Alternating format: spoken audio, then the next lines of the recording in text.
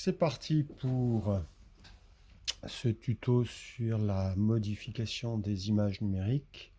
Donc je vais saisir d'abord une image à cette adresse-ci. Je copie l'image et ensuite je suis allé au préalable sur gimp.org et j'ai téléchargé mon logiciel de retouche d'image. Je vous fais pas la manip. Mon logiciel, lui, était déjà installé. Donc je rappelle, j'ai une image dans le presse-papier. Je vais donc maintenant dans Fichier, Créer depuis le presse-papier. Et là, mon image se crée. Cette image a 2005 x 1333 pixels, 2005 en largeur et 1333 en longueur, ce qui lui confère environ, c'est un tableau de pixels d'environ ou supérieur à 2 millions de pixels. On multiplie les deux dimensions par elles-mêmes. Alors, première possibilité pour compresser une image, c'est de compresser sa taille. Donc on va dans Image, on va dans Échelle et taille de l'image, ici, et on choisit non pas 2000, mais 1000, c'est-à-dire environ la moitié. En cliquant sur la hauteur, automatiquement elle se réajuste de manière proportionnelle et on met à l'échelle. Voilà, l'image a été réduite, non pas de moitié, disons que l'aire totale a été divisée par 4. Cette image, on va l'enregistrer, fichier enregistrer sous, et on va l'enregistrer sous travail en progrès. Ça va être les fichiers tels qu'on les enregistre au fil de l'eau. Donc on va l'appeler Mont Blanc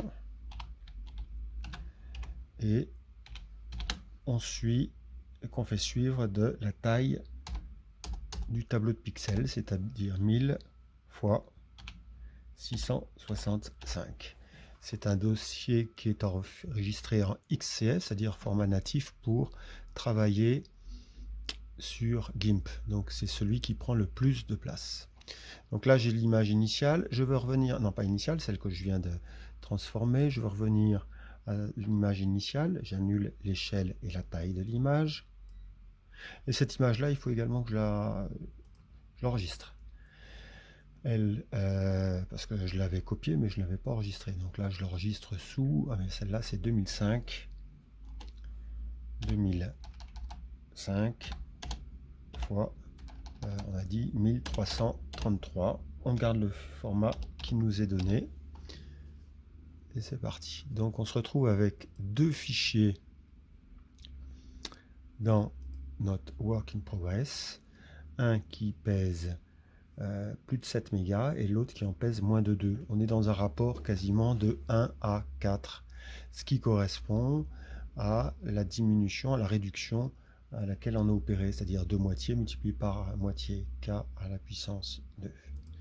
On peut poursuivre, on retourne dans l'image, alors là on est sur notre image alors on va travailler, oui, on est sur l'image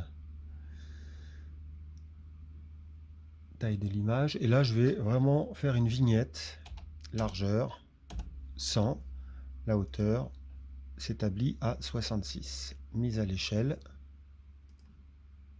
On se retrouve avec vraiment une toute petite vignette dont on peut avoir une idée de ce qu'elle représente en augmentant la taille d'affichage. Regardez, à 100%, c'est vraiment une vignette.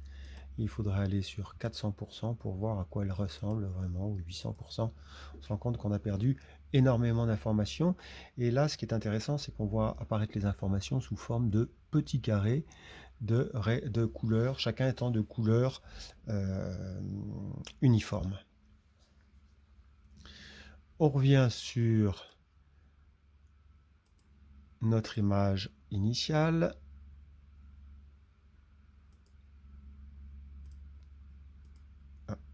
On doit y être maintenant.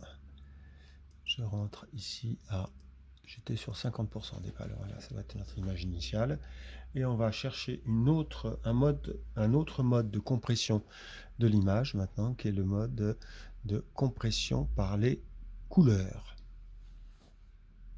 La compression par les couleurs, je vais donc dans Fichier, exporter sous, et la compression, on va chercher ici un fichier qui est un fichier GIF.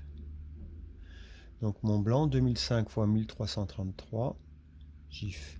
L'ordinateur va retenir seulement 256 couleurs au lieu de plus de, je crois, 15 millions. Nous avons fait le calcul en classe, 256 x 256 x 256.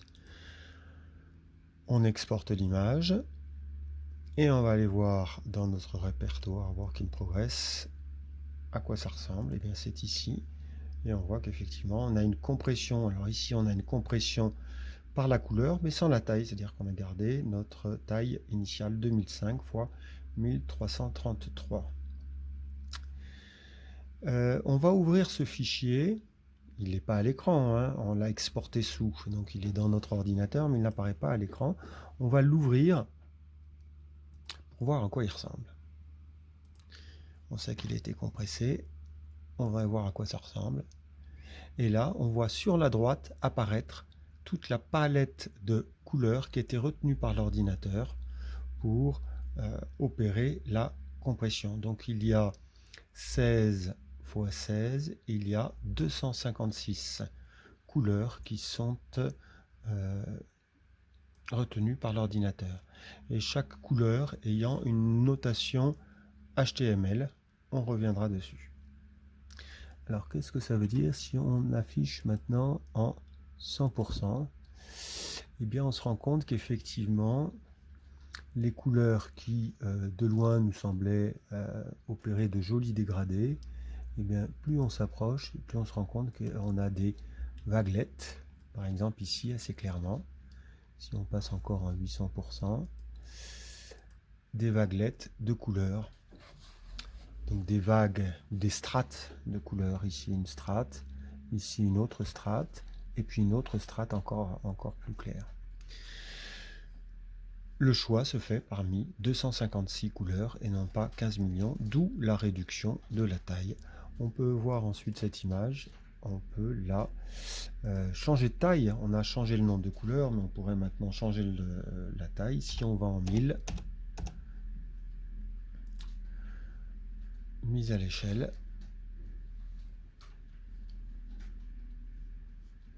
voilà qui est fait, ou qui est en train de se faire, et on va enregistrer notre photo, ce qui nous permettra par la suite de comparer les différents formats de photos obtenus. Donc le travail qui est demandé, c'est d'être en mesure de proposer à la fin de ces différentes manipulations, voilà, c'était ça, un tableau qui puisse nous faire apparaître la largeur, la hauteur, largeur, hauteur, largeur, hauteur. Au départ, c'est le format XCF, c'est-à-dire le format natif pour travailler sur GIMP. Ensuite, on a repris les trois différents formats taille qui nous intéressaient et on l'a mis en GIF également, et on obtiendra ici un poids qui variera en s'amenuisant pour les 3 photos. Puis le dernier groupe de 3 photos, ce sera un groupe de 3 photos pour lequel on ne retiendra que 2 couleurs, le noir et le blanc, et on verra qu'on arrive vraiment sur des formats tout à fait réduits parce qu'on a réduit l'information à la fois en taille, à la fois en couleur.